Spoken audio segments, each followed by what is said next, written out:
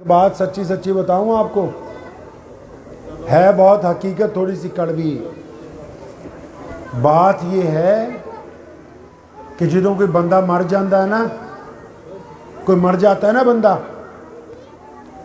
तो फटाफट उसको घर लाते हैं।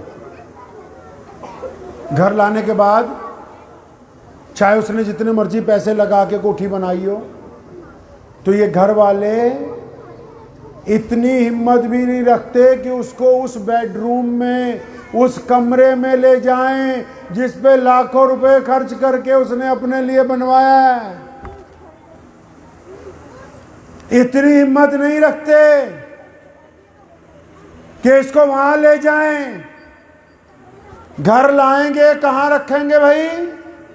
बीच बेड़े के, बीच मैदान के, जहां कभी उसने कुर्सी लगा के बैठना भी अच्छा नहीं समझा, जहां कभी किसी मेहमान को नहीं बिठाया, जो रास्ता है, जिस रास्ते से चल के अपने कमरे तक गया, लॉबी तक गया, अपने बेडरूम तक गया। अब जब इसकी जान निकल जाती है तो इसके बेटे, इसकी बेटियां, इसकी बीवी, इसके बच्चे, इसके भाई इतनी जहमत भी नहीं करते कि चलो आखिरी बार इसको इसके उस कीमती कमरे में ले जाएं जो बड़ी मोहब्बतों से तैयार किया। कहते यहीं नीचे ज़मीन पे डाल लो, 2 फट्टे ले आओ, यहीं पर इसको नहलाएंगे। और फिर हमें फ़ोन आ जाएगा मौलवियों को, मौलाना साहब कहाँ हो? मैं वहाँ हैं, ज़रा जल्दी आ जाते, अब्बा जी का जनाजा पढ़ाना था। तो मौलवी कहेगा नहीं मैं तो बाहर हूँ, दूर हूँ। अच्छा कोई और नहीं मिल सकता?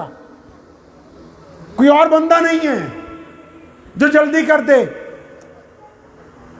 ये किस्सा मैं इसलिए सुना रहा हूं, कुरान ने कहा औलाद भी माल भी,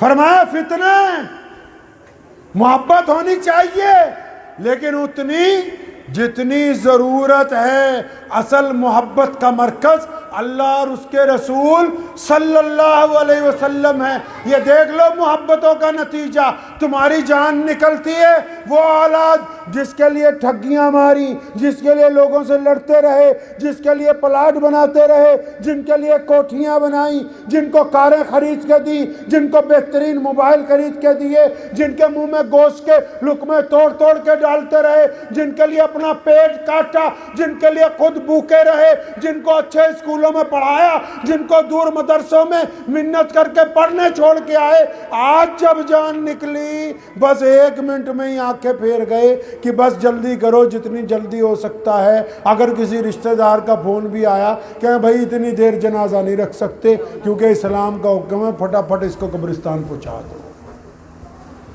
तो पैसे किसके लिए इकट्ठे किए थे भाई? ठगी किसके लिए मारी थी? बेईमानी किसके लिए की थी? मेरा पूत है, मेरी धी है, अजी मैं तो इनके पीछे ये कर दूंगा, वो कर दूंगा।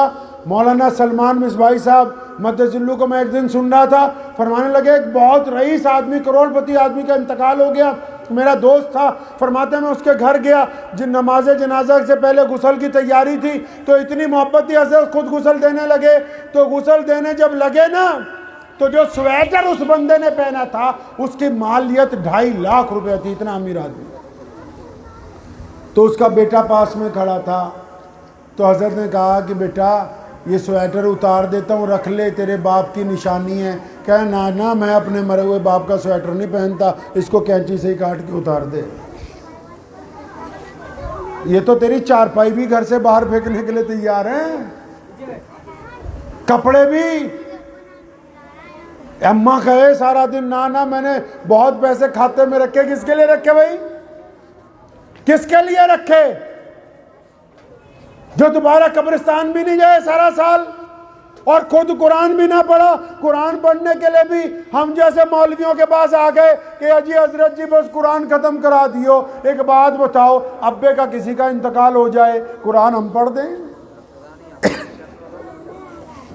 ये मदरसे के बच्चे बैठे हैं, ये मैं इसलिए किस्सा नहीं सुना रहा कि मैं किसी मदरसे की बुराई कर रहा हूँ, इसलिए कह रहा हूँ जो बच्चे हैं नादान हैं, तुम हमें ले जाओ। जो छोटे छोटे बच्चे हैं उन्होंने पारा पढ़ देना तुम्हें।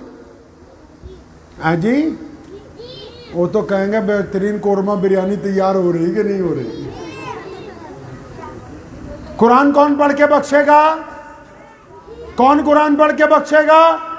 अगर इस औलाद को दीन का जेवर पहनाया होगा, अगर इन बच्चों के दिल में अल्लाह और उसके रसूल की मोहब्बत डाली होगी, तो तेरे जनाजे को अपने हाथ से गुसल देंगे, तेरे माथे को बार बार चूम के कब्र के अंदर उतारेंगे, और फिर सुबह शाम तेरी कब्र पे जाके कुरान पढ़ेंगे, और फिर जब और वक्त गुजर जाएगा, दुआ में सबसे पहले अपने रब से अपने बाप की मगफिरत के लिए, अपनी माँ की मगफिरत के लिए, अपने भाई की मगफिरत के लिए रोजाना दुआएं करेंगे, और उस वक्त तक दुआएं करेंगे जब तक ये जिंदा हैं, सिर्फ इसलिए ताकि इनको दीन समझाया गया। और अगर दीन नहीं समझाया फिर तो बस मौलवियों ने आके ही ख़त्म कराना, वो भी हो गया, नहीं हुआ तो सुभान अल्लाह है बस।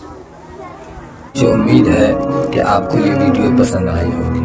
अगर पसंद आई हो तो ये आप अपने दोस्तों के साथ शेयर करें और इस चैनल को सब्सक्राइब ज़रूर करें।